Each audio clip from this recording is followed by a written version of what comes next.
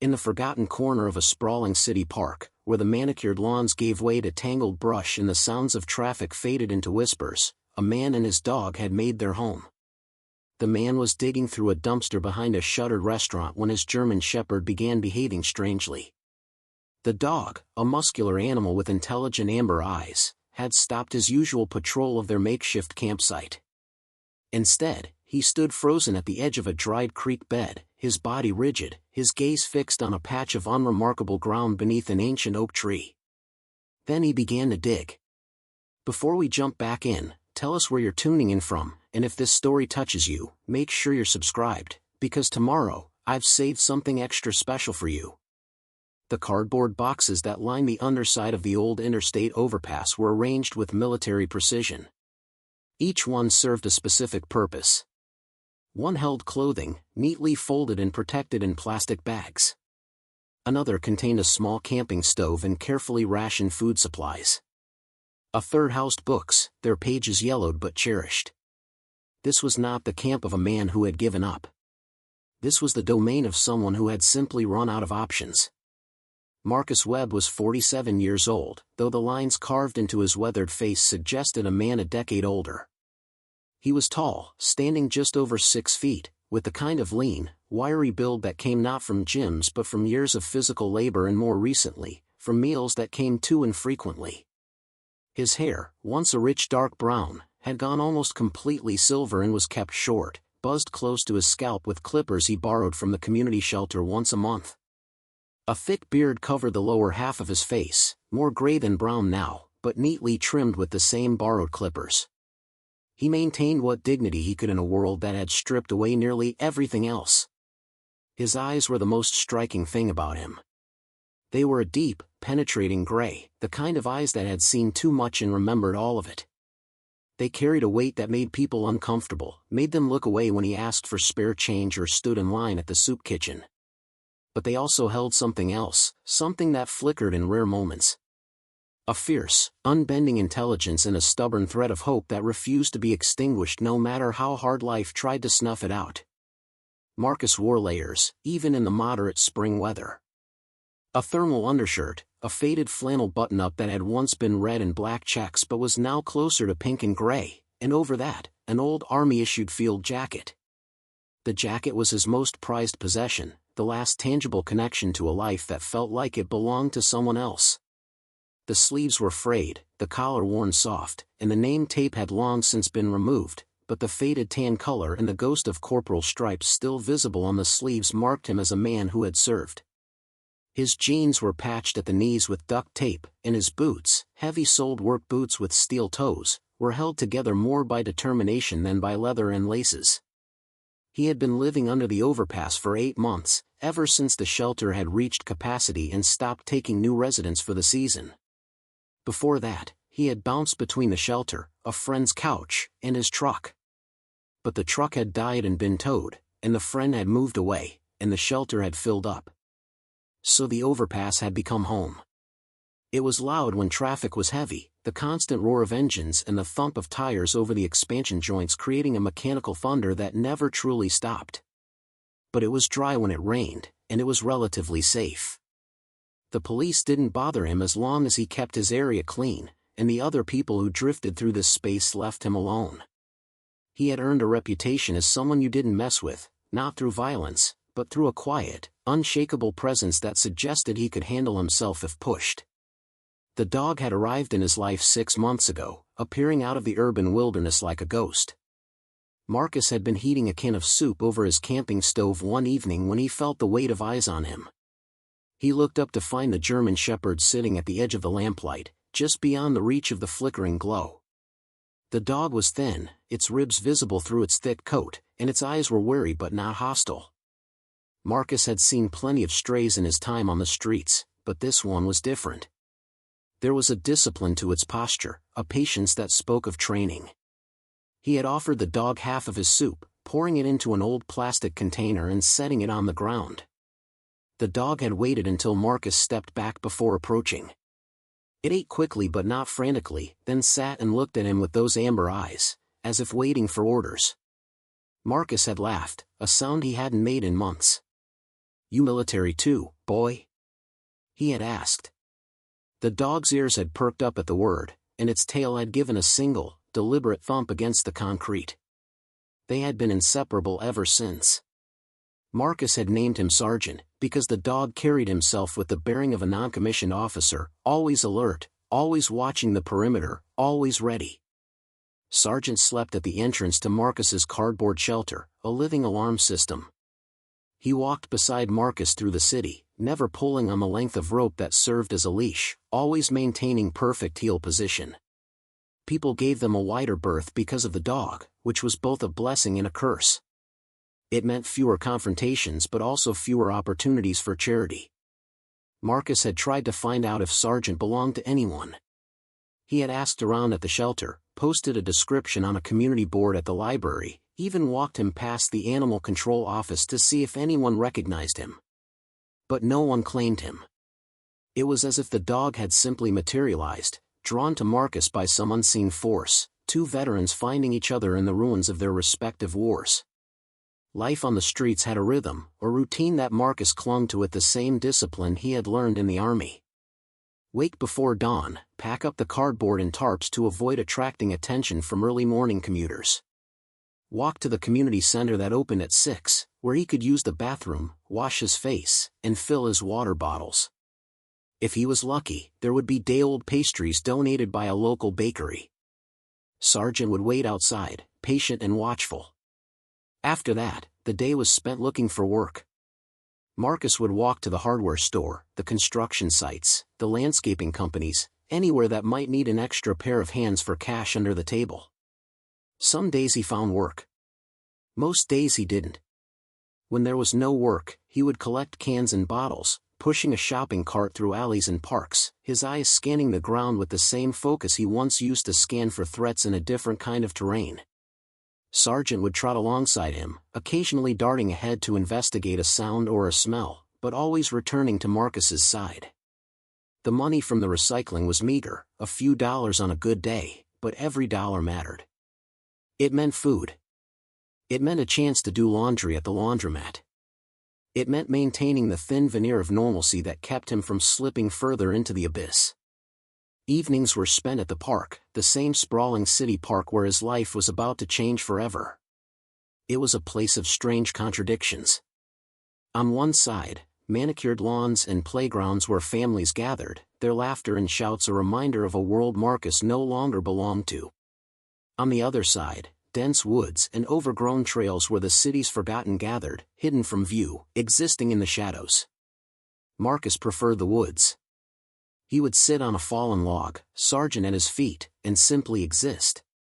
Sometimes he would read one of his books by the fading light. Sometimes he would just watch the trees, the way the leaves moved in the breeze, the way the light changed as the sun set. It was in those moments that he felt almost human again. It was in those woods, on an unseasonably warm April evening, that Sergeant's behavior changed. They had been walking along the dried creek bed, a path Marcus knew well, when Sergeant suddenly stopped. His ears shot forward, his body went rigid, and his nose lifted to test the air. Marcus stopped too, his own senses immediately on alert. Years of training didn't just vanish because you were sleeping under a bridge. Was it another person? An animal?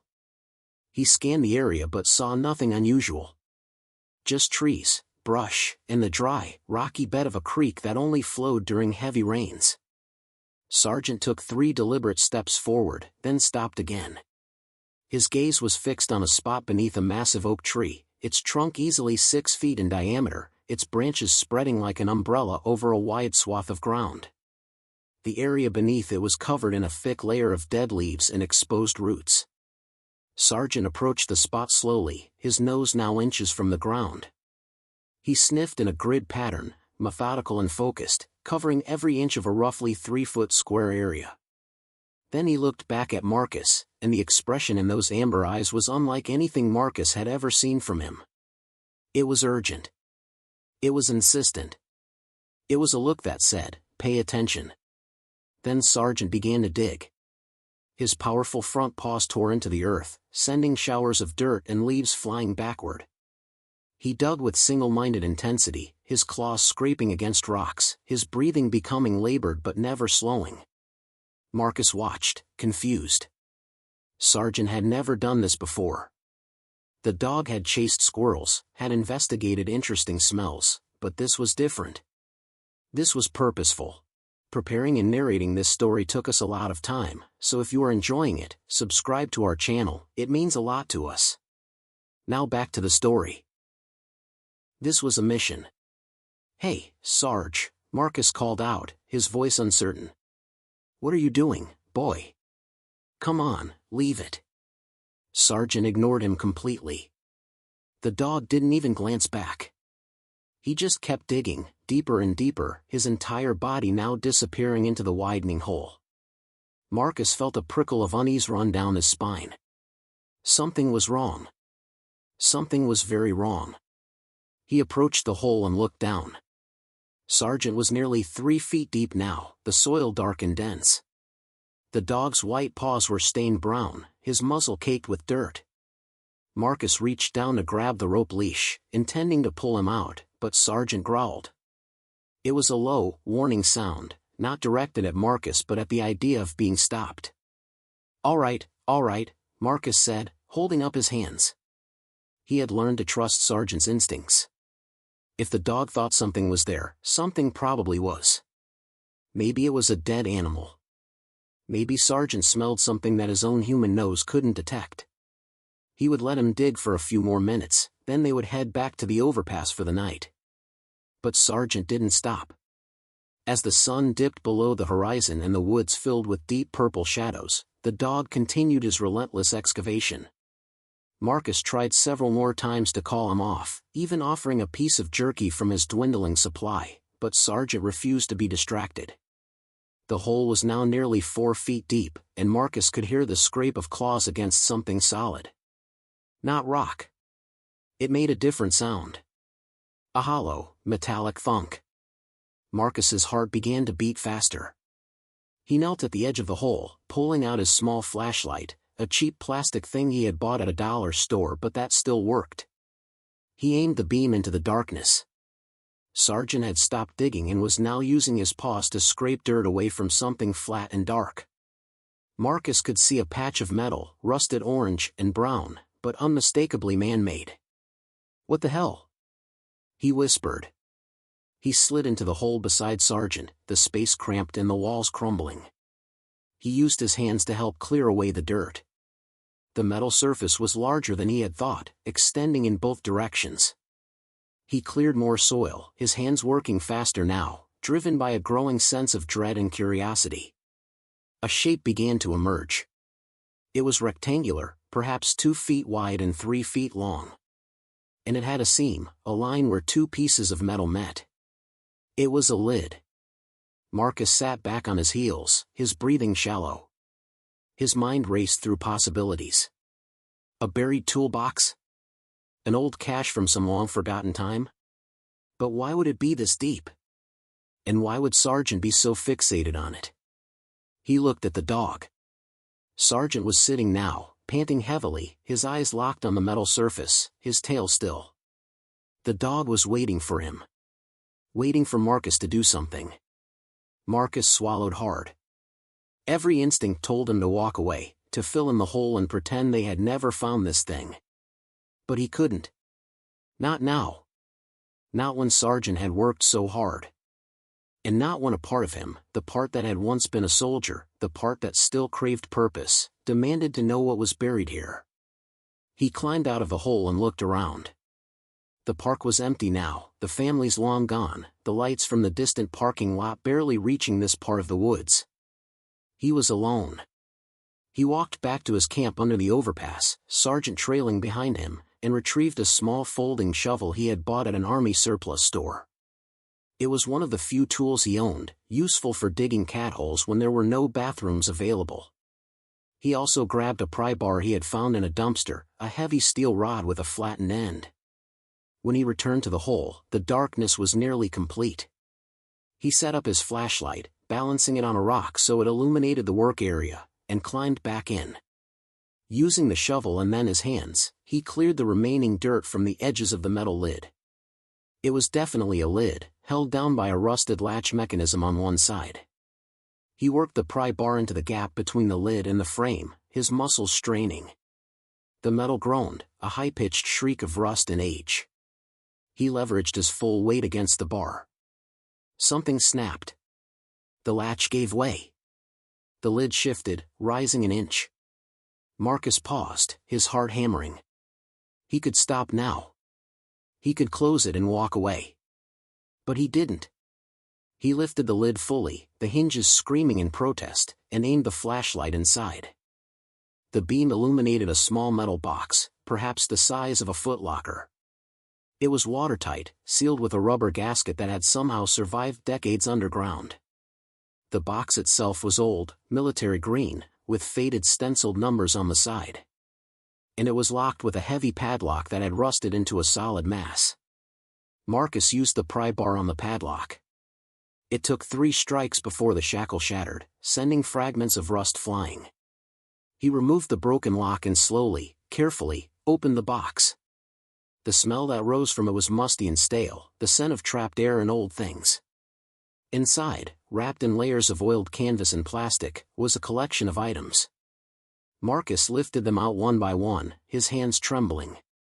There were bundles of cash, old bills, 20s and 50s, bound with rubber bands that crumbled at his touch. There were documents, yellowed papers and sealed plastic bags. There was a small black notebook, its cover warped but intact. And there was a gun, a military-issue sidearm, also wrapped in oiled cloth. Marcus stared at the contents spread out on the ground beside the hole, illuminated by the weak beam of his flashlight. His mind struggled to process what he was seeing. This was not some forgotten family heirloom. This was something else. Something hidden with purpose. Something buried by someone who never intended for it to be found. He picked up the notebook and carefully opened it. The pages were filled with handwriting, small and precise. He began to read. The first entry was dated 30 years ago. It was a journal. And as Marcus read the first few lines, his blood ran cold. The words described crimes. Terrible, specific crimes. Names, dates, locations. It was a confession. A detailed accounting of corruption, theft, and murder. He flipped through more pages. There were references to police officers, to city officials, to people in power. The author of the journal had been part of something, a conspiracy that had reached into the highest levels of the city's government. And then the entries stopped, abruptly, mid-sentence, as if the writer had been interrupted and never returned. Marcus looked at Sargent. The dog was sitting at attention, watching him, waiting. The enormity of what he had found crashed over him like a wave. This was not treasure. This was evidence. Evidence that someone had tried to bury, literally and figuratively. And somehow, 30 years later, a homeless veteran and his dog had unearthed it. Marcus carefully placed everything back into the metal box. His hands were shaking now, not from cold but from the weight of what he held. He had 2 choices. He could rebury it, pretend he never found it, and walk away. Or he could do something with it. He could take this evidence and try to bring it to light. The first option was safer. The second option was terrifying. Because if what he read in that journal was true, the people involved were powerful. They had buried this secret once. They would not hesitate to bury anyone who tried to expose it. He looked around the dark woods, suddenly feeling very exposed. He climbed out of the hole, pulled the metal box out with him, and used the shovel to quickly fill in the hole, covering any trace of the excavation. He packed the loose dirt down with his boots, scattered leaves over the disturbed earth, and stepped back. Unless you knew exactly where to look, you would never know anything had been buried there. He picked up the box. It was heavy, perhaps 40 pounds. He could carry it. He had carried heavier things in his life. Marcus, Sargent at his side, made his way through the dark woods and back to the overpass. He moved carefully, avoiding the main paths, sticking to the shadows. When he reached his cardboard shelter, he hid the box beneath his sleeping bag and sat down, his back against the cold concrete pillar. His mind was racing. He had spent years trying to disappear, to become invisible, to exist in the margins where no one would notice him. And now, in one night, he had stumbled onto something that could thrust him into the center of a storm. He thought about the names in the journal. Some of them were familiar. He had seen them on billboards, on the news, in newspapers he scavenged from trash cans. They were successful people, respected people. And if the journal was true, they were criminals. He thought about Sarah, the woman whose terrified voice he had not heard but whose story he had just uncovered in written form. The journal belonged to a man named Detective Raymond Cole. The entries described how Cole and several other officers had been involved in a protection racket, extorting money from local businesses and dealing in stolen goods. When one of their own, a young beat cop named Officer Michaels, had threatened to go to internal affairs, they had silenced him permanently. The journal described the murder in chilling detail, how they had made it look like a suicide, how they had planted evidence, how they had gotten away with it. But Cole had kept the journal. Perhaps as insurance. Perhaps out of guilt. The last entry suggested he was going to come forward, that he couldn't live with what he had done. And then the entries stopped. Marcus didn't need to be a detective to figure out what had probably happened to Raymond Cole. He had been silenced too. And his confession, his insurance policy, had been buried in a waterproof box in the woods, waiting for 3 decades to be found. Marcus didn't sleep that night. He sat with his back against the concrete, Sergeant pressed against his side, and watched the cars pass overhead. The constant rumble was almost comforting now, a white noise that drowned out his thoughts. As dawn broke, painting the sky in shades of pink and gold, he made his decision. He couldn't ignore this. He had been a soldier once. He had taken an oath to protect and serve. That oath didn't have an expiration date. It didn't stop mattering because you were sleeping under a bridge.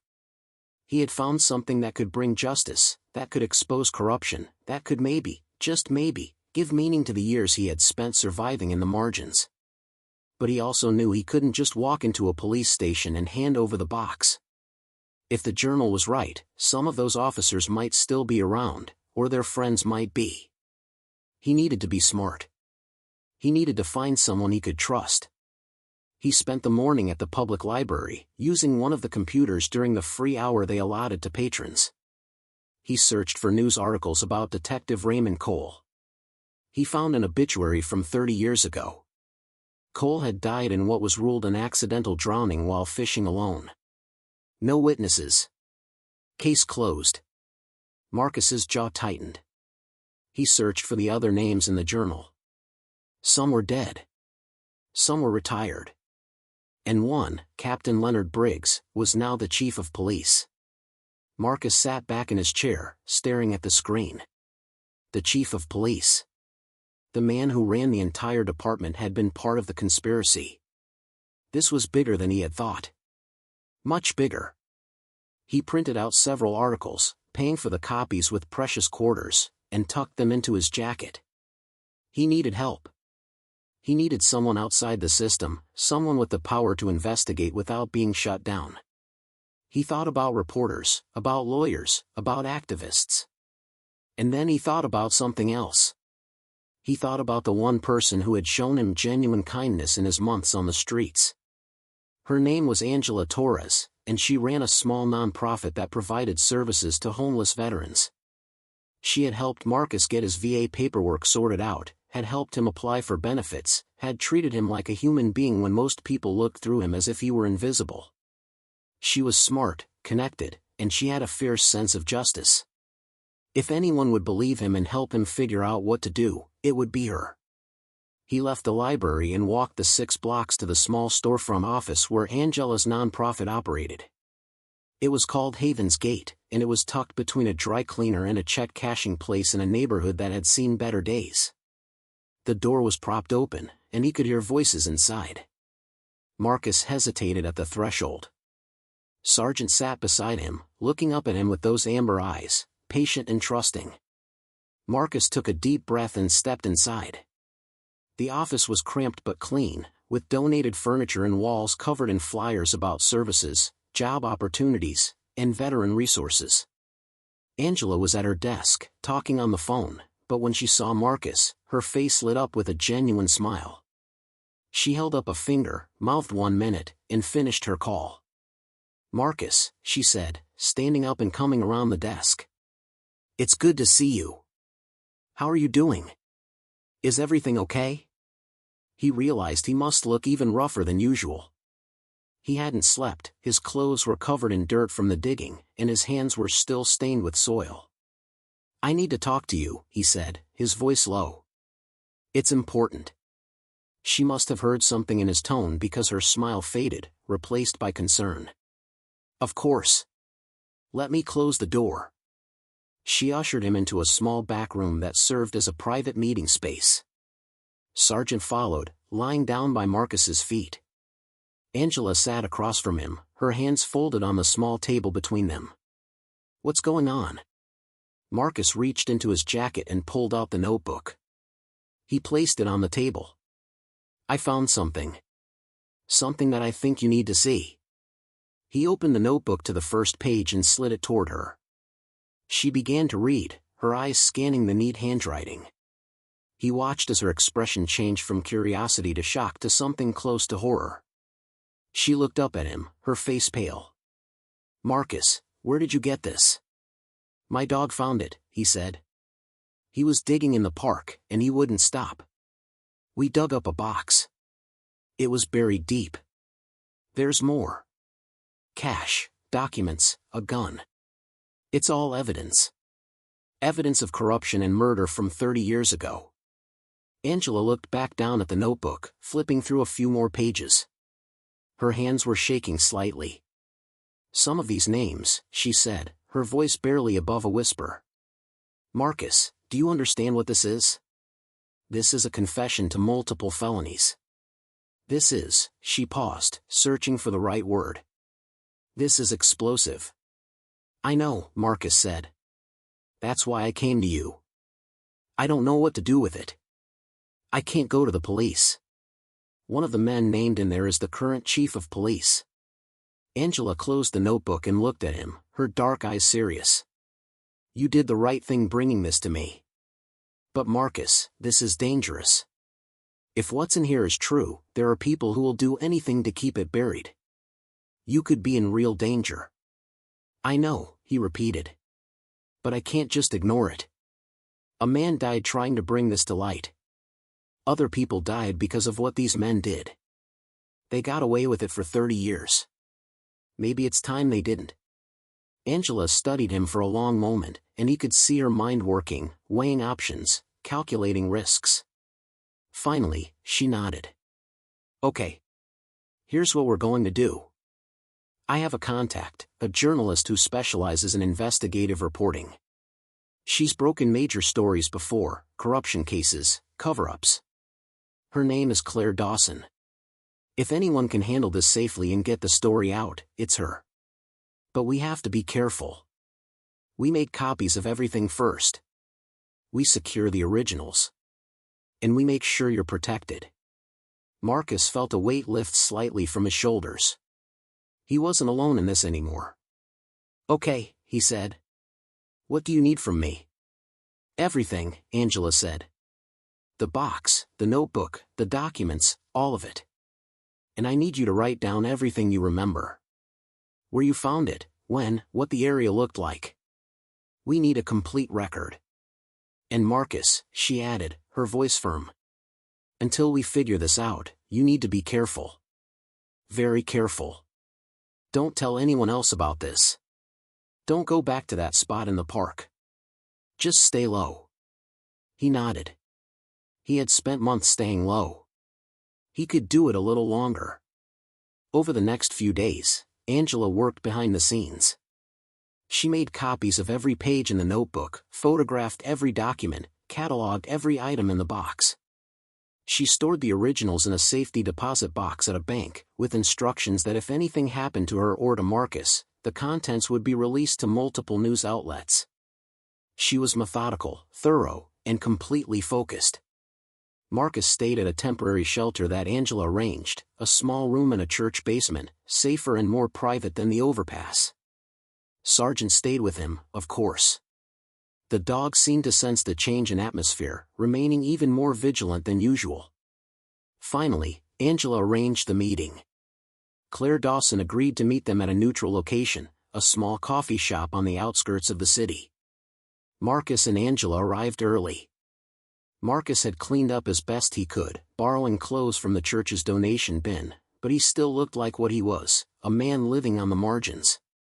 Claire arrived exactly on time. She was in her mid-40s, dressed in practical slacks and a blazer, with short dark hair and sharp, observant eyes behind wire-rimmed glasses. She carried a leather bag over her shoulder and moved with the confidence of someone who had walked into dangerous situations before. Angela made the introductions. Claire shook Marcus's hand firmly, her gaze assessing but not judgmental. "Angela tells me you have something significant," she said, sitting down and pulling out a notebook and a small digital recorder. "Do you mind if I record this?" Marcus shook his head. He didn't mind. He wanted everything documented. He wanted a record. Claire pressed the button, stated the date and time, and then looked at him expectantly. "Start from the beginning," she said. So Marcus told her everything. He described Sargent's obsessive digging, the discovery of the buried box, the contents, the journal entries. Angela slid copies of the documents across the table. Claire read through them, her expression neutral but her eyes intense. When she finished, she sat back, her fingers drumming thoughtfully on the table. "This is significant," she said finally. "If authenticated, this implicates multiple people in serious crimes." "But," she held up a hand. "We have to be absolutely certain. I need to verify names, cross-reference dates, find corroborating evidence. A journal alone, even with supporting documents, isn't enough. I need living witnesses, official records, something that ties these allegations to verifiable facts." "What do you need from me?" Marcus asked. "Your story," Claire said. "On the record. I need to write about how this was found, about you and your dog. Human interest sells papers and gets people's attention. But more importantly, I need you to be willing to go public. If this is going to have impact, people need to see the person who found it. They need to hear your voice." Marcus felt a flutter of anxiety in his chest. Going public meant no more invisibility. It meant putting himself in the spotlight, making himself a target. But he had already made his choice. He nodded. "I'll do whatever it takes." "Good," Claire said. "Give me 2 weeks. I'm going to dig into this. I'm going to find everything I can. And then, we're going to break this story wide open." She stood up, shook both their hands, and left. Marcus watched her go, feeling as if he had just set something in motion that he could no longer control. Angela reached across the table and squeezed his hand. "You're doing the right thing," she said. Marcus wanted to believe her. The 2 weeks that followed were the longest of Marcus's life. He stayed at the church shelter, following Angela's instructions to keep a low profile. He didn't return to the park. He didn't venture far from the shelter. He and Sargent went for short walks, always staying in populated areas, always watching for anything unusual. The paranoia was exhausting. Every car that slowed down, every stranger who looked at him too long, every unexpected noise made his heart race. He was a soldier again, operating in hostile territory, except the enemy was invisible and the battlefield was his own city. Claire called Angela periodically with updates. She had confirmed that Detective Raymond Cole had indeed died under suspicious circumstances. She had found the old case file for Officer Michaels, whose death had been ruled a suicide but had always had inconsistencies that were never explained. She had tracked down retired officers who were willing to talk, off the record, about the culture of corruption in the department during that era. She had found financial records that showed unexplained deposits into the accounts of several of the men named in the journal. The pieces were coming together. The story was real. And then, on the 13th day, something happened that confirmed Marcus's worst fears. He and Sargent were returning to the shelter from a walk when he noticed a black SUV parked across the street. It was idling, its windows tinted dark.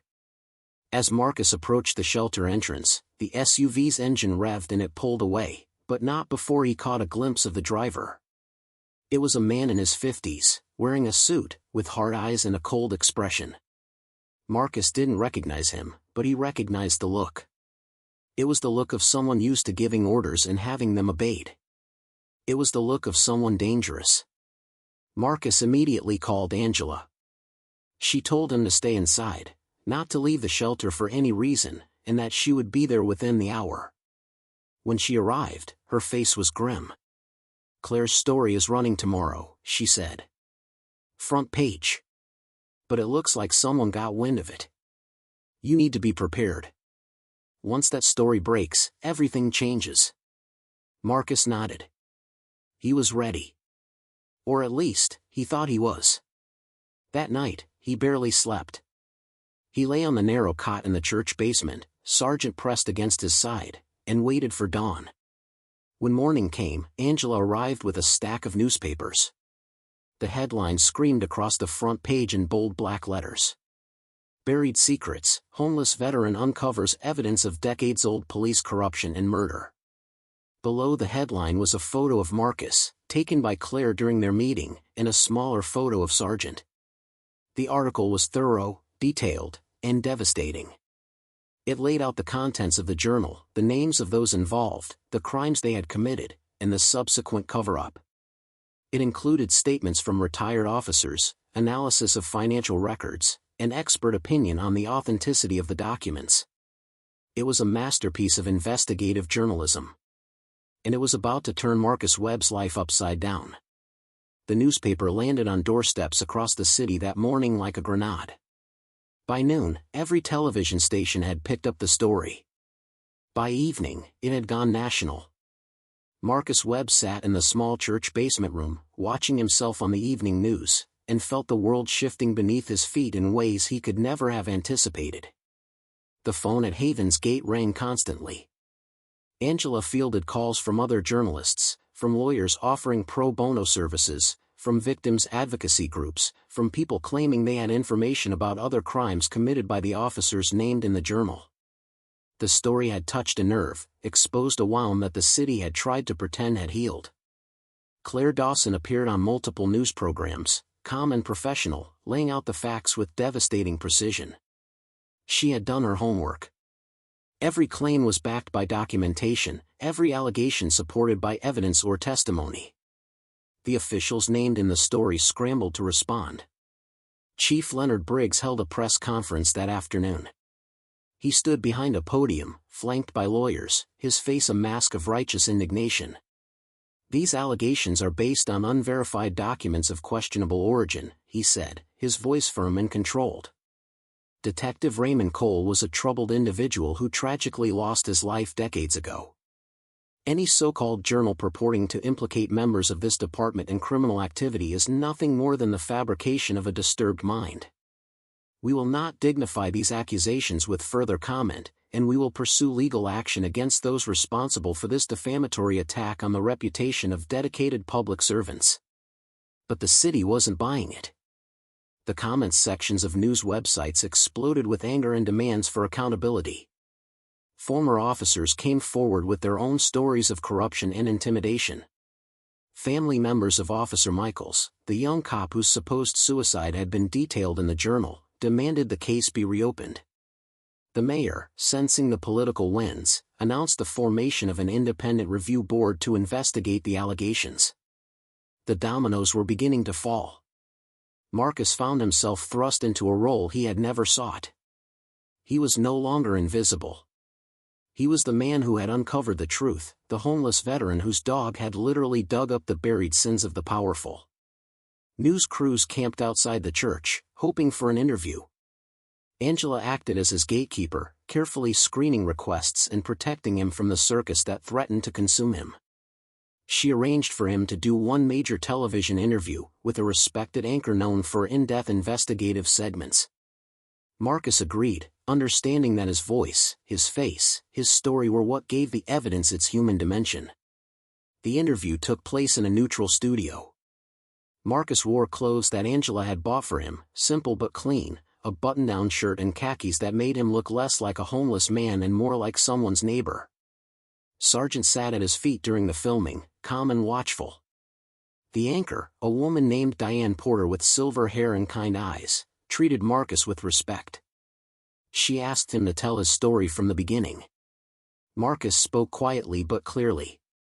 He described his life on the streets, the arrival of Sargent, the night of the digging.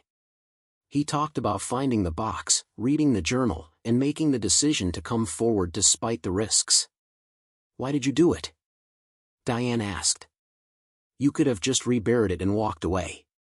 No one would have known." Marcus was silent for a moment, gathering his thoughts. He looked down at Sargent, then back at the camera.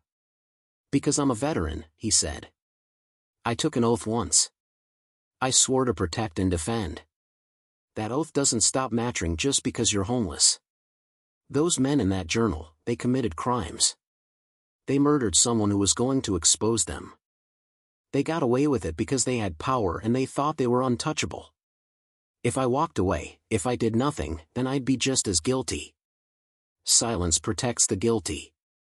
The interview aired 2 days later and was viewed by millions.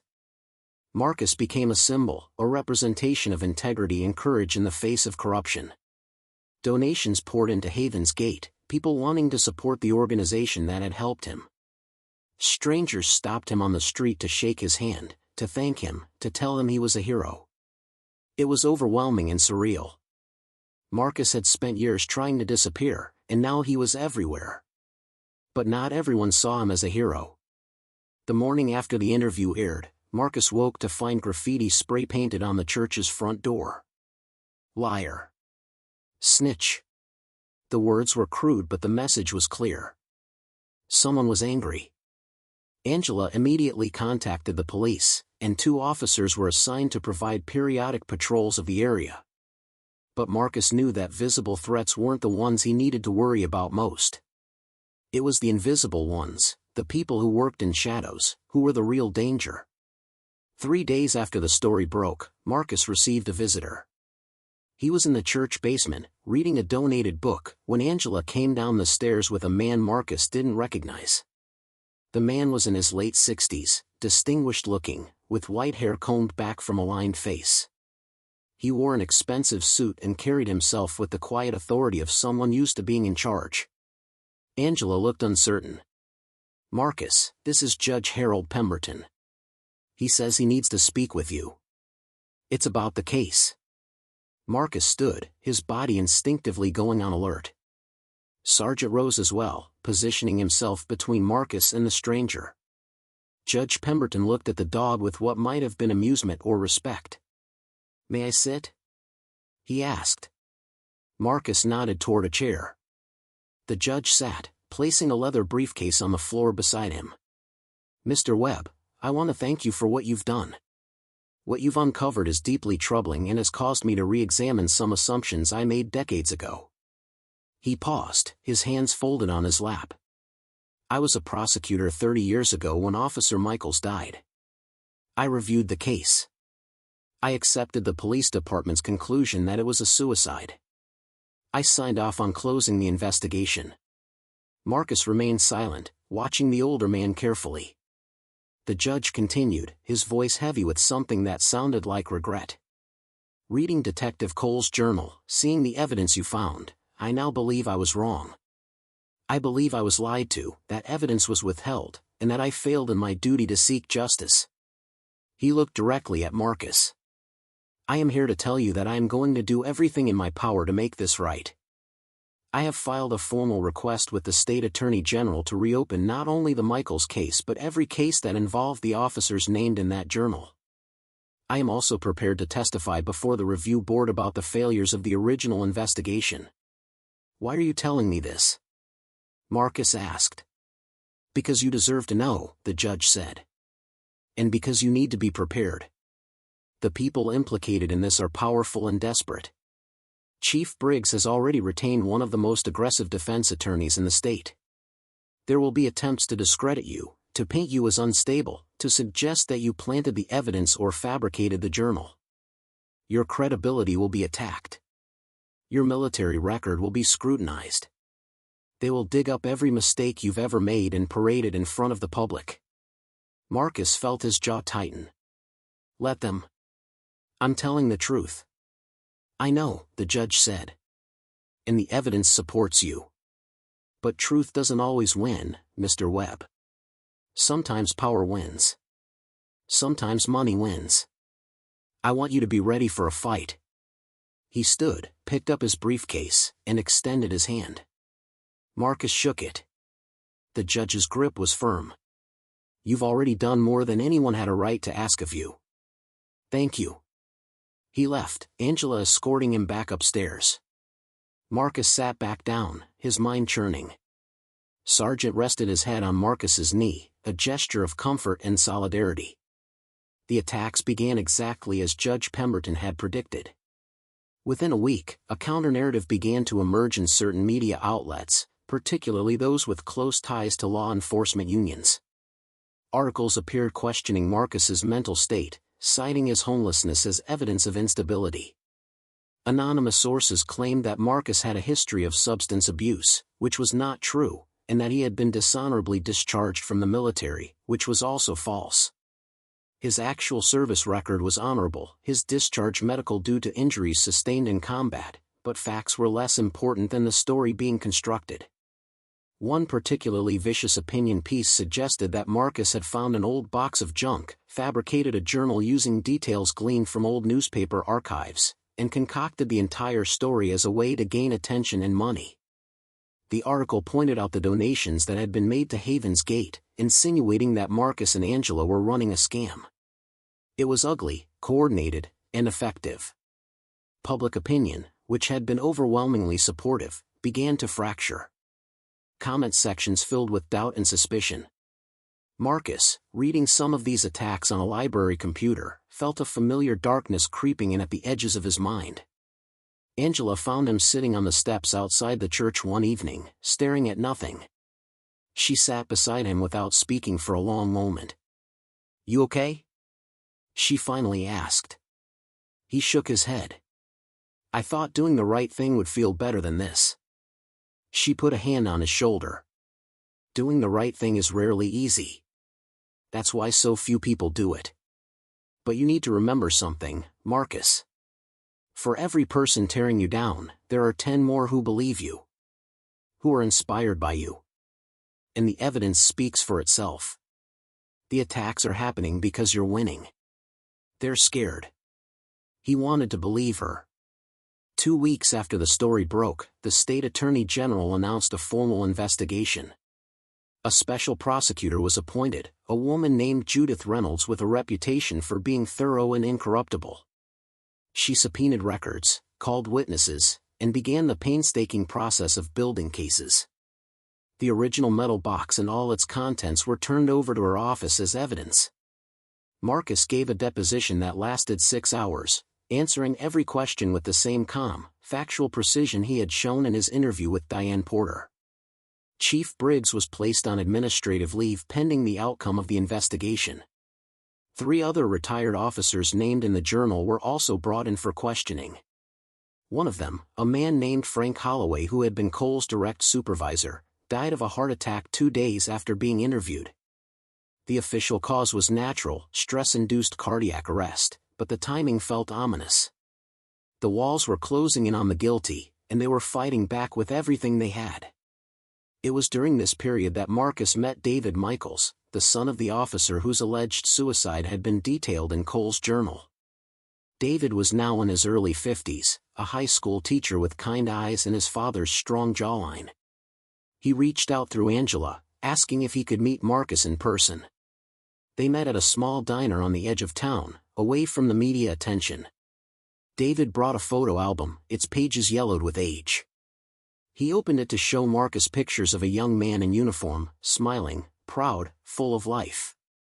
"That's my dad," David said, his voice thick with emotion. "Officer Thomas Michaels. I was 12 when he died." Marcus looked at the photos, at the face of a man who had paid the ultimate price for trying to do the right thing. "I'm sorry," he said. David shook his head. "Don't be. You gave me something I've waited 40 years for. Answers. My whole life, I was told my father killed himself. That he was depressed, that he couldn't handle the job. But I never believed it. My dad loved being a cop. He loved his family. He wouldn't have left us like that. He looked directly at Marcus. Your dog, your courage, your decision to come forward, it gave my father his dignity back. It proved he wasn't weak or broken.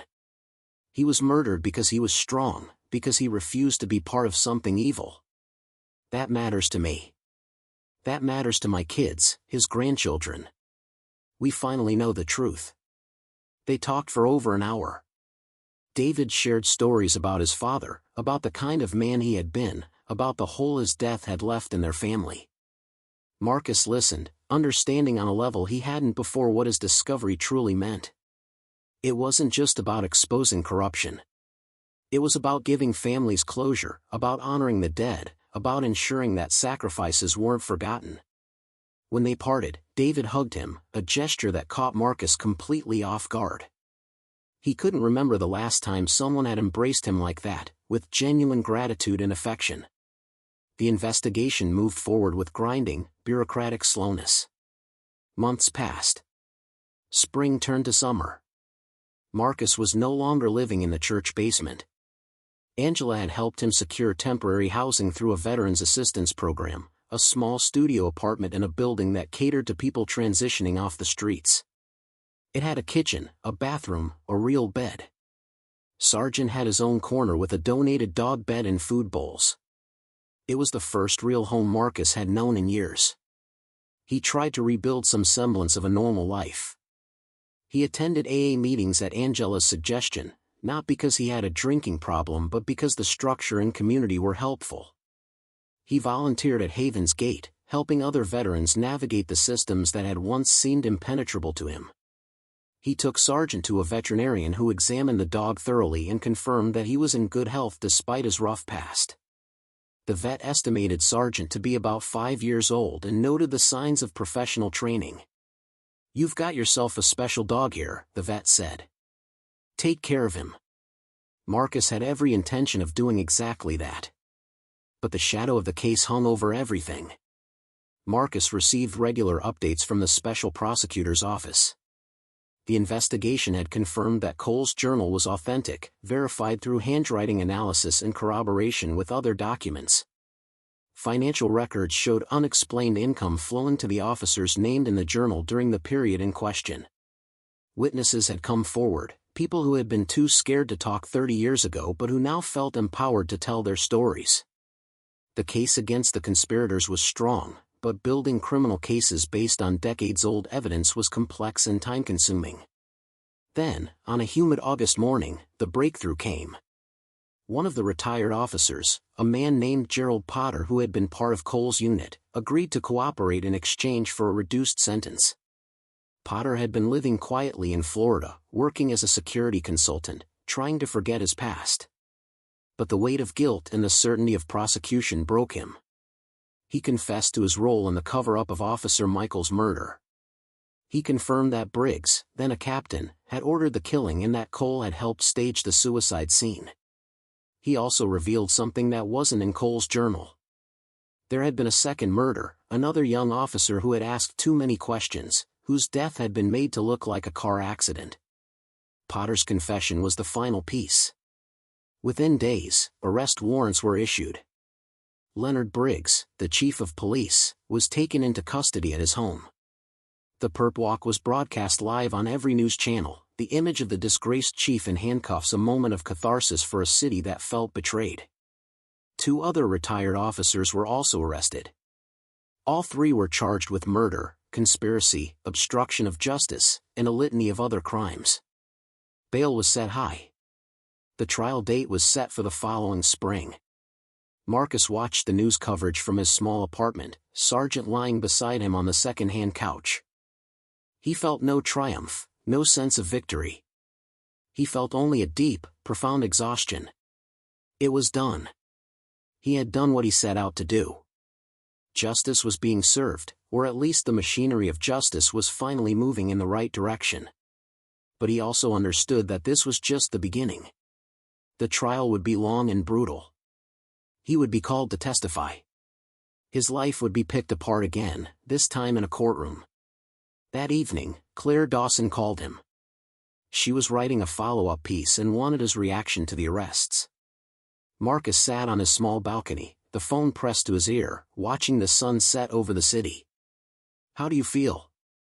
Claire asked. He thought about the question. "Relieved," he said finally. "And tired. Very tired." She laughed, a warm sound. "You've earned the right to be tired, Marcus. What you did, it changed everything. You gave a voice to people who had been silenced. You held the powerful accountable. That's not nothing." He knew she was right, but it still felt strange to think of himself as someone who had changed anything. He had just been a man trying to do the right thing, one decision at a time. The weeks that followed brought more changes. Marcus was invited to speak at a veterans conference, an event organized by advocacy groups that worked on behalf of homeless and at-risk veterans. He was terrified at the prospect of public speaking, but Angela convinced him it was important. "People need to hear your story," she said. "Not the media version, your version. What it's really like to be invisible, to be dismissed, to be seen as less than human just because you don't have an address. And they need to hear that even in that situation, you found the strength to do something extraordinary."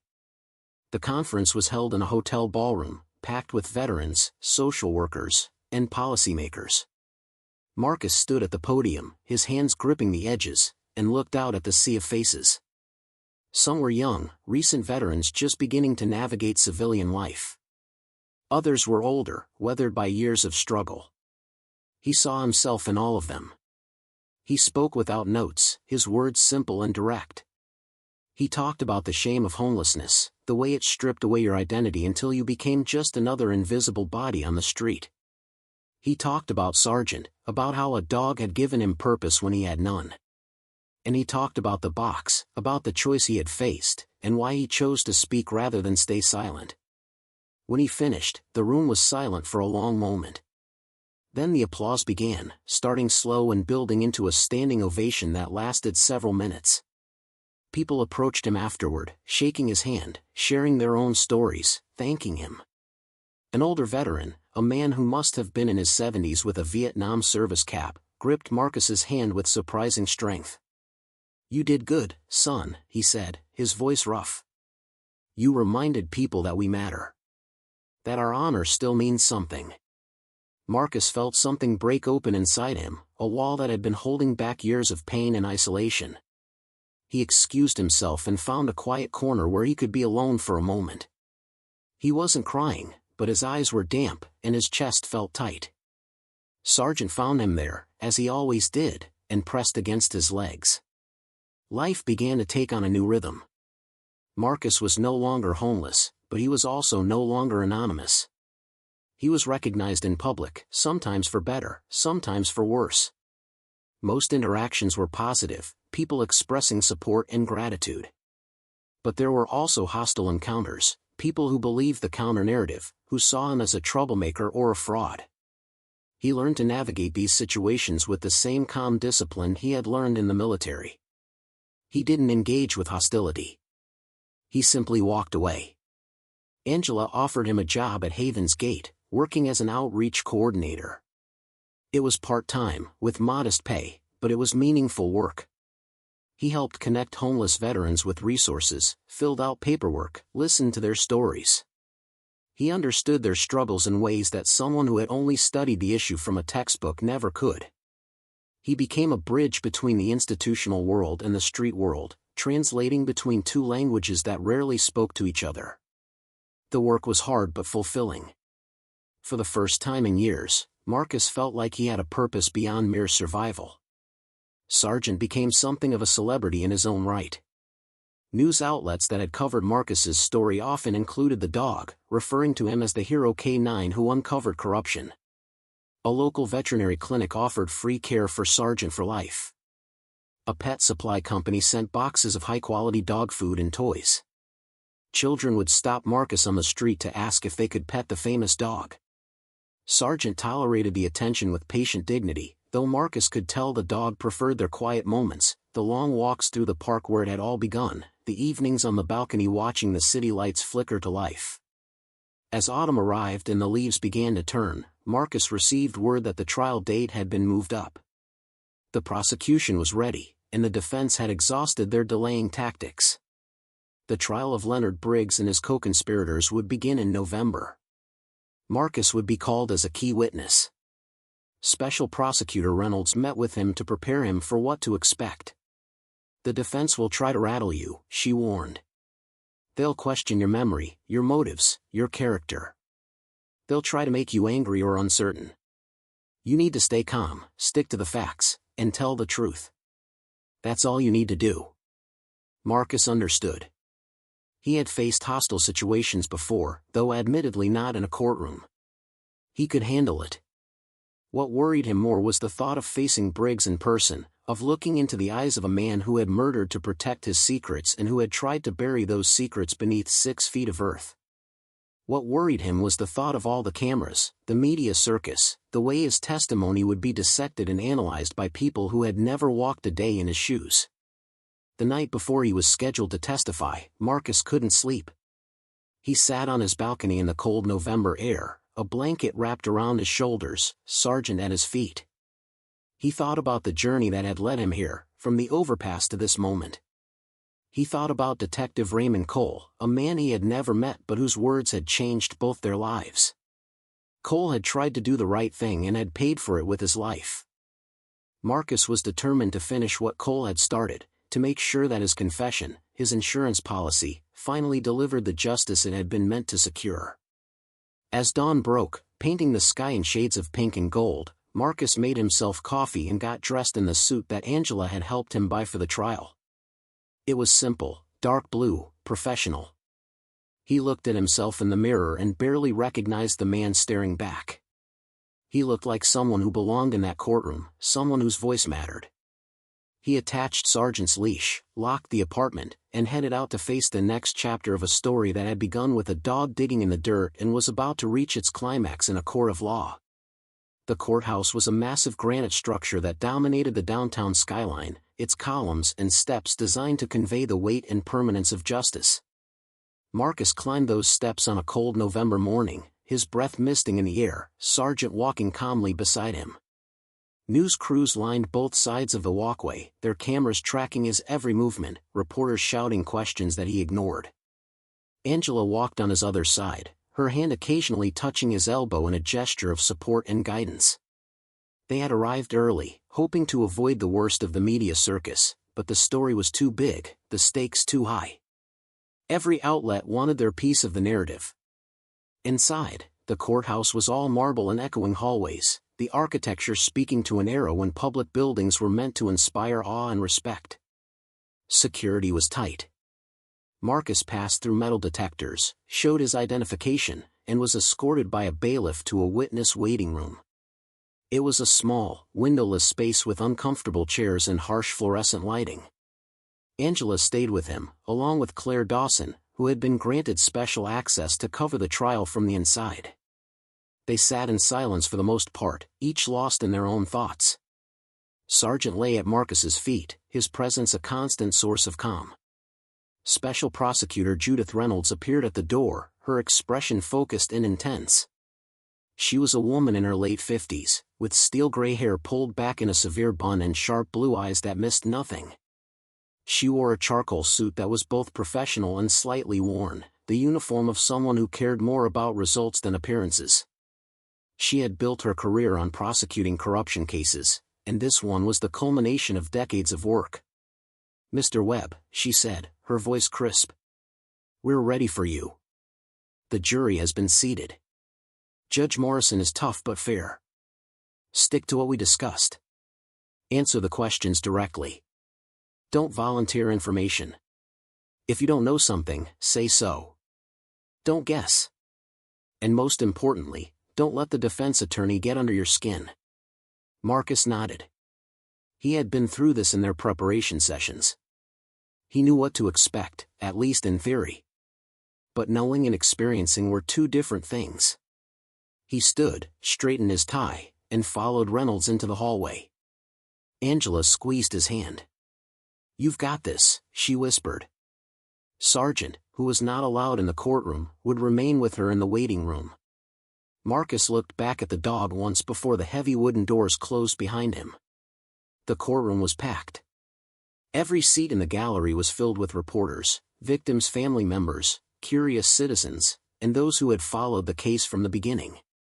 The jury box held 12 people whose faces Marcus tried not to study too closely.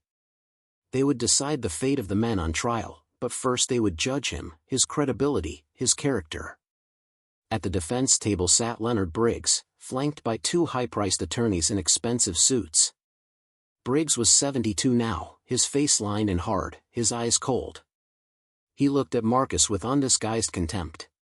Next to him sat the 2 other defendants, both former officers, both looking smaller and more defeated than Briggs. They had already accepted plea deals in exchange for testimony, but they were still facing significant prison time. Judge Morrison, a stern woman in her 60s with iron-gray hair and reading glasses perched on her nose, presided from the bench with an air of absolute authority. She looked at Marcus as he took his place in the witness box, her expression neutral. "Mr. Webb," she said, her voice carrying through the silent courtroom. "Please raise your right hand." Marcus did, and the bailiff administered the oath. "Do you swear to tell the truth, the whole truth, and nothing but the truth, so help you God?" "I do," Marcus said, his voice steady. He sat down, adjusted the microphone, and waited. Judith Reynolds approached the witness box, a legal pad in her hand. "Mr. Webb, can you please state your full name and current address for the record?" "Marcus William Webb," he said, and provided the address of his apartment. Ms. Reynolds led him through the preliminaries. She established his background, his military service, his honorable discharge, and the circumstances that had led to his homelessness. She did this quickly but thoroughly, preempting the defense's attempts to paint him as unreliable. Then she moved to the heart of the matter. "Mr. Webb, can you describe the events of April 16th of this year?" Marcus took a breath and began. He described the evening in the park, Sargent's unusual behavior, the obsessive digging. He described finding the buried box, opening it, discovering the journal and the other contents. His testimony was clear, factual, devoid of embellishment. Reynolds introduced exhibits, photographs of the excavation site, the box itself, the journal. Marcus identified each one. When she asked him to describe the condition of the journal when he found it, he explained the oiled canvas wrapping, the sealed plastic, the preservation of the pages despite 3 decades underground. "Can you read this passage for the court?" Reynolds asked, handing him a copy of a page from the journal. Marcus read aloud Detective Cole's description of Officer Michael's murder, his own role in staging the suicide, and Captain Briggs's orders. The courtroom was silent except for Marcus's voice. When he finished, Reynolds asked, "Mr. Webb, did you have any knowledge of these events before you found this journal?" "No," Marcus said. "I had no idea. I'd never heard of Detective Cole or Officer Michaels. I wasn't even living in this city when these crimes occurred." Reynolds nodded. "What did you do after you discovered this evidence?" "I brought it to Angela Torres at Haven's Gate," Marcus said. "I knew I couldn't go to the police directly, not if what the journal said was true. She helped me contact Claire Dawson, the journalist, and together we decided to make the evidence public." "Why did you come forward, Mr. Webb?" Reynolds asked. "You could have sold this evidence. You could have used it for personal gain. Why go public?" Marcus looked at the jury. "Because it was the right thing to do," he said simply. "Those men committed crimes. They murdered people. They abused their power and got away with it for 30 years. If I stayed silent, I would be protecting them. I took an oath once, to protect and defend. That oath doesn't expire. It doesn't matter if you're homeless or if speaking up puts you at risk.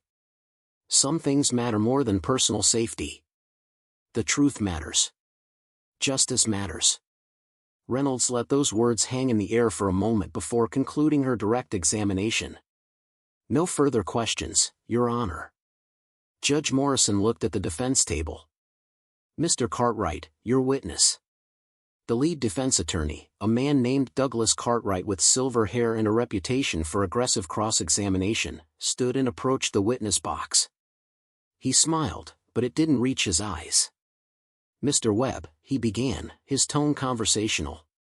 You've had quite a journey, haven't you? From living under a bridge to sitting here as the star witness in a major criminal trial. Marcus didn't respond. It wasn't really a question. Cartwright continued. You testified that you found this journal in a buried box. But you have no witnesses to this discovery, do you? Just you and a dog. That's correct, Marcus said. And you expect this jury to believe that you just happened to stumble upon evidence that had been buried for 3 decades? That your dog just happened to dig in exactly the right spot? My dog was trained in detection, Marcus said. He's a former military working dog. He was trained to find things. Objects. The defense attorney's eyebrow raised. A former military dog? Do you have proof of this? I have his service tattoo, Marcus said. LK 477. You can verify it with the Department of Defense. Cartwright made a note on his pad. Let's talk about your mental state, Mr. Webb. You were homeless for how long? About 2 years, Marcus said. And during that time, did you receive any treatment for mental health issues? Objection, Reynolds said, standing. Relevance. The witness's mental health is not on trial here. Overruled, Judge Morrison said. The witness may answer. I saw a counselor at the VA, Marcus said. For PTSD. But I was never diagnosed with any condition that would affect my memory or perception. Cartwright nodded slowly. PTSD. That's post-traumatic stress disorder, correct? A condition that can cause flashbacks, hallucinations, paranoia? It can, Marcus said. But I don't have hallucinations. And I'm not paranoid. I know what I found. Cartwright picked up a document from his table. According to your VA records, which we subpoenaed, you reported difficulty sleeping, nightmares, and feelings of detachment. Is that accurate? Yes, Marcus said. Those are common symptoms of PTSD. They don't mean I fabricated evidence. The attorney changed tactics. Mr. Webb, how much money has been donated to Haven's Gate since your story went public? I don't know the exact amount, Marcus said. Hundreds of thousands of dollars, Cartwright said. Nearly $500,000, in fact. And you work for Haven's Gate now, don't you? You're employed by the organization that has profited significantly from this story. Objection, Reynolds said, her voice sharp. Counsel is implying impropriety without evidence. I'll rephrase, Cartwright said smoothly. Mr. Webb, is it fair to say that your life has improved dramatically since you came forward with this alleged evidence? You have housing, employment, media attention. You've become something of a celebrity. I have housing and a job, Marcus said, his voice level. But I didn't do this for personal gain. I did it because it was right. Cartwright leaned against the witness box. Or perhaps you saw an opportunity. A homeless veteran with a compelling story.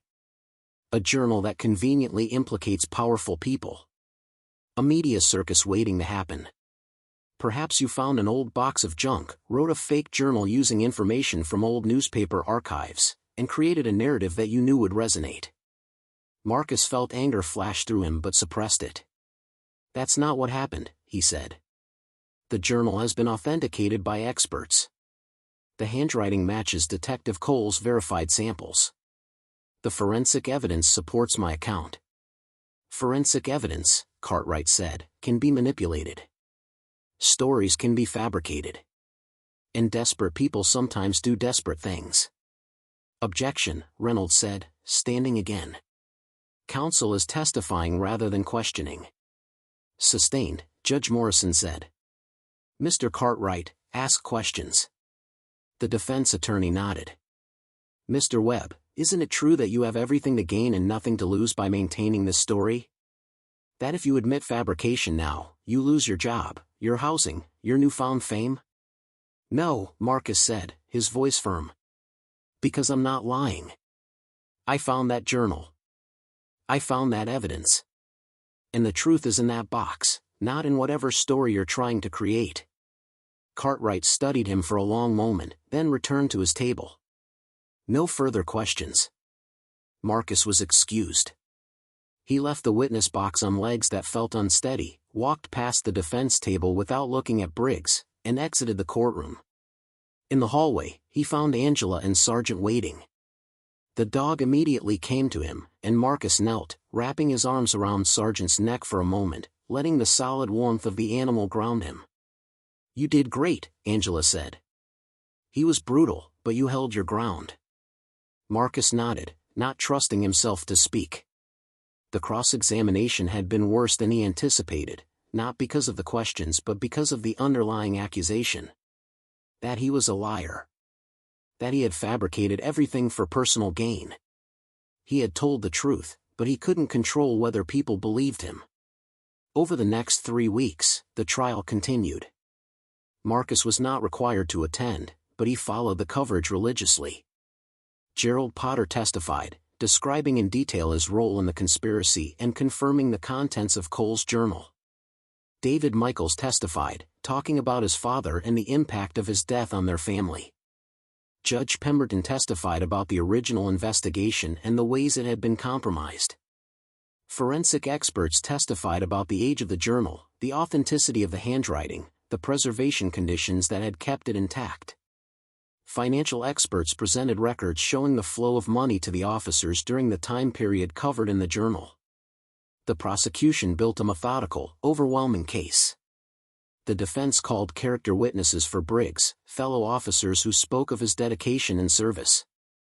They called experts who questioned the chain of custody for the evidence, suggesting opportunities for tampering. But their case was thin, built more on creating doubt than establishing an alternative truth. The closing arguments were passionate. Reynolds spoke for nearly 2 hours, walking the jury through the evidence piece by piece, connecting dots, showing patterns. She held up Cole's journal. This is the voice of a man's conscience, she said. A man who could no longer live with what he had done. He wrote this as insurance, as a way to ensure that if anything happened to him, the truth would eventually come out. And it did.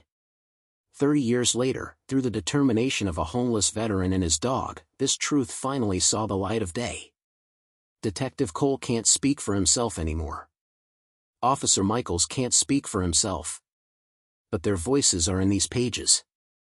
And those voices demand justice. Cartwright's closing was shorter, focused on reasonable doubt. He argued that the prosecution's case relied too heavily on the word of a homeless man with mental health issues and a journal that could not be definitively proven to be authentic. He suggested that the timing was too convenient, that the evidence was too perfect, that the story was too compelling to be true. Ladies and gentlemen, he said, standing before the jury. The prosecution wants you to believe that justice has been served, that a heroic veteran has exposed corruption. But I ask you to look deeper. To question. To demand proof beyond a reasonable doubt. Because in this country, we don't convict people based on convenient narratives. We convict them based on evidence. And the evidence here is questionable at best. The jury deliberated for 4 days. Marcus spent those days in a state of suspended animation, unable to focus on anything else. He walked Sargent through the park, the same park where it had all begun, and tried to find peace in the familiar routine. But peace eluded him. Everything hinged on 12 strangers who held the power to validate or destroy everything he had done. On the afternoon of the 4th day, word came that the jury had reached a verdict. Marcus, Angela, and Claire rushed to the courthouse. The gallery was packed again, the tension palpable. The jury filed in, their faces carefully neutral. Judge Morrison asked, "Has the jury reached a verdict?" The foreperson, a middle-aged woman with gray-streaked hair, stood. "We have, Your Honor. On the charge of murder in the first degree, how do you find the defendant, Leonard Briggs?" "We find the defendant guilty." A collective gasp went through the courtroom. Marcus felt his knees weaken. The foreperson continued through each charge.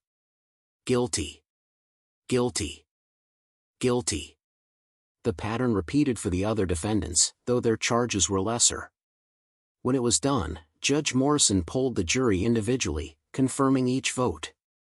Then she thanked them for their service and set a date for sentencing. Briggs sat motionless, his face a mask of stone.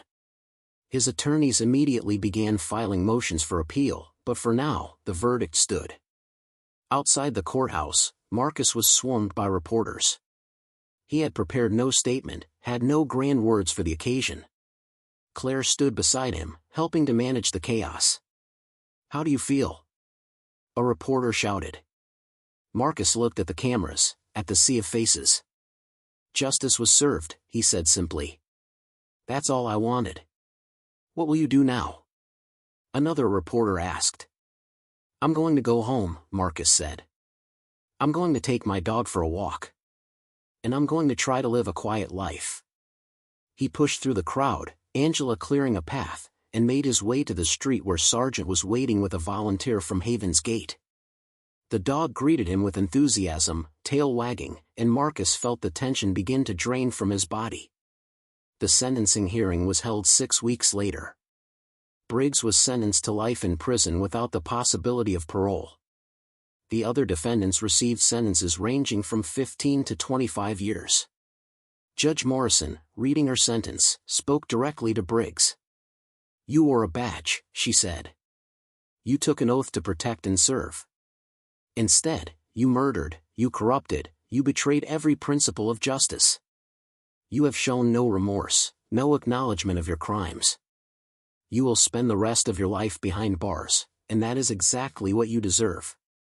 Briggs was led away in handcuffs, and the courtroom emptied slowly, people processing the finality of the moment. In the months that followed, Marcus's life settled into something resembling normalcy.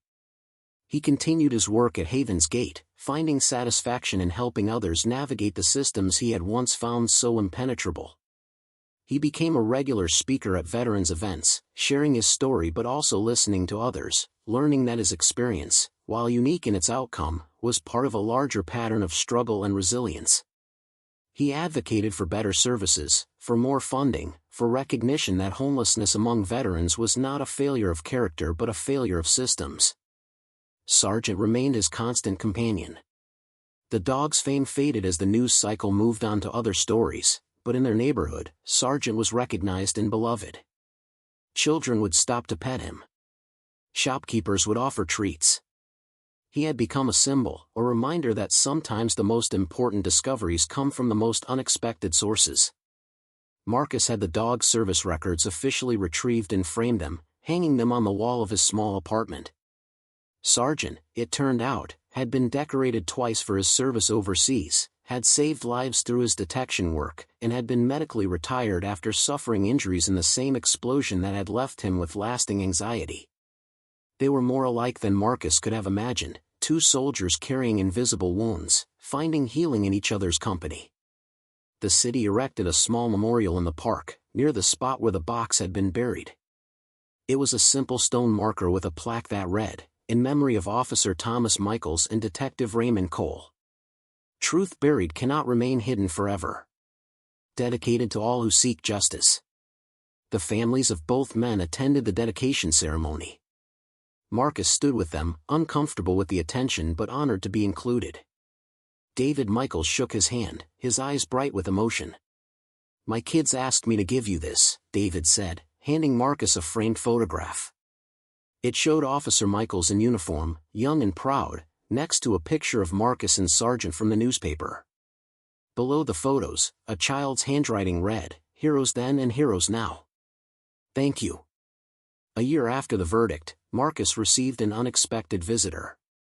Judge Harold Pemberton appeared at Haven's Gate, asking to speak with him.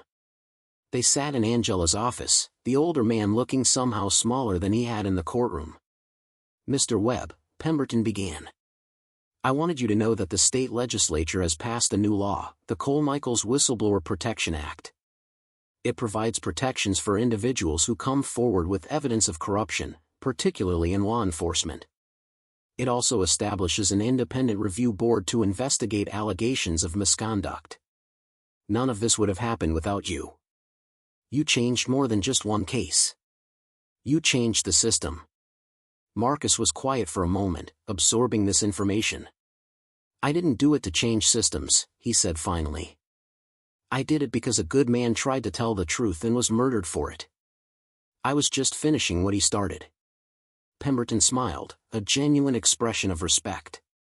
That's exactly why it matters. You didn't seek glory or recognition. You simply did what was right. That's the definition of integrity, Mr. Webb. The judge stood, extended his hand, and Marcus shook it. Before he left, Pemberton turned back. One more thing. The city has established a fund for homeless veterans, using money seized from Briggs's assets. It will provide housing, mental health services, and job training. They're calling it the Sergeant Fund, after your dog. It seemed fitting. After Pemberton left, Marcus sat alone in the quiet office, processing what he had just learned. Everything he had been through, the exposure, the attacks, the trial, had resulted in concrete change. Laws had been passed. Systems had been reformed. Vulnerable people would be helped. It was more than he had ever hoped for when he first opened that journal by flashlight in a dark hole in the ground. That evening, Marcus and Sargent walked through the park as the sun set, painting the sky in shades of amber and rose. They passed the memorial stone, and Marcus paused to read the inscription again. Truth buried cannot remain hidden forever. It was both an epitaph and a promise. As they walked back toward home, Marcus encountered a young man sitting on a bench, wearing an old military jacket, a backpack at his feet. The young man looked up as they approached, his eyes wary but curious. "That your dog?" he asked. Marcus nodded. "His name is Sargent." The young man smiled slightly. "I had a buddy overseas with a dog like that. Saved our lives more than once." He paused, then added, "I just got back 6 months ago. Things have been rough. I'm staying at the shelter for now." Marcus sat down on the bench, Sargent settling at his feet. "What's your name?" "Michael," the young man said. "Nice to meet you, Michael." Marcus said. "I know what it's like. The rough part, I mean. But there are people who can help. Resources. If you're interested, I work at a place called Haven's Gate. We help veterans get back on their feet." Michael looked at him with a mixture of hope and skepticism. "You really think it gets better?" "It can," Marcus said. "It did for me. But you have to ask for help. That's the hardest part, asking. But once you do, you'd be surprised how many people are willing to reach out." They talked for a while, Marcus sharing information about services, about the steps Michael could take, about the importance of not giving up. When they parted, Michael had Angela's business card in his pocket and a promise to show up the next morning. Marcus watched him walk away, disappearing into the gathering dusk, and felt a sense of completeness. This was the real work. Not the trials or the headlines. Just one person helping another, one conversation at a time, breaking the cycle of isolation and despair that trapped so many. Marcus's story became part of the city's collective memory, referenced in news articles and policy debates, used as an example of civic courage and the power of individual action. But for Marcus himself, the story was simpler. It was about a man and his dog, about finding purpose in the darkest of circumstances, about choosing to speak when silence would have been easier and safer. It was about honoring the dead by fighting for justice, and about finding redemption not through grand gestures but through small acts of daily courage. 2 years after the verdict, Marcus was invited to speak at the police academy graduation ceremony. Standing before a room full of young officers in crisp new uniforms, their faces eager and uncertain, he shared his story one more time. But he also shared a challenge.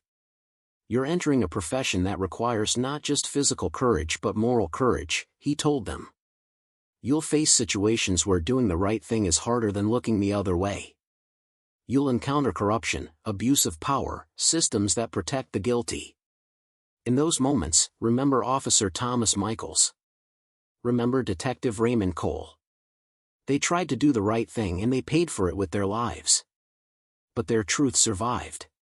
Corruption buried cannot remain hidden forever. Your job is to be guardians not just of the law but of justice itself.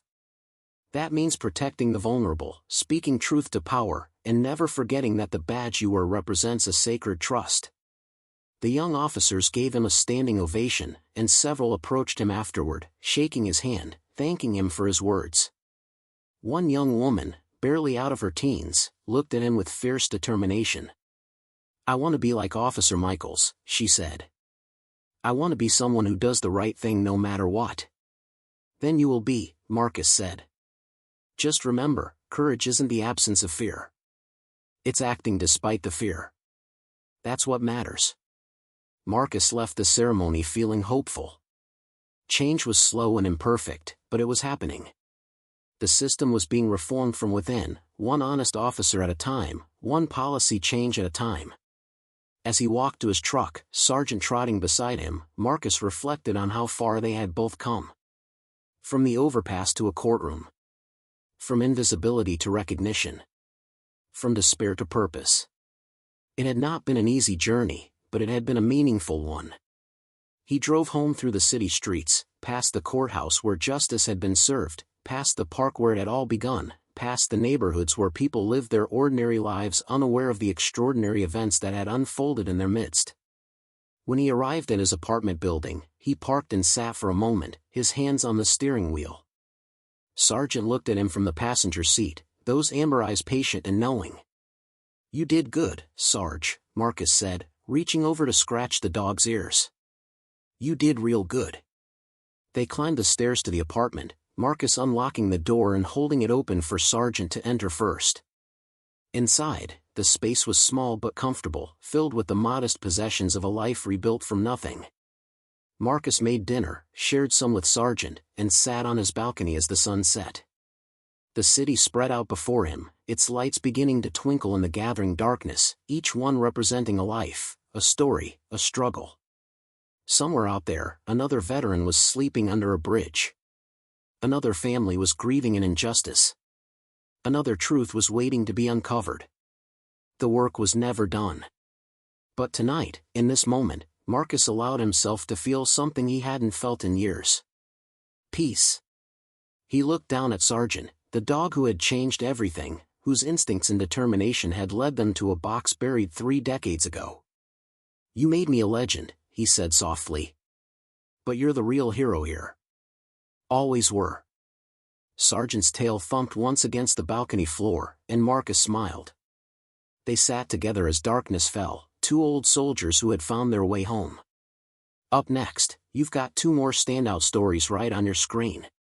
If this one hit the mark, you won't want to pass these up. Just click and check them out."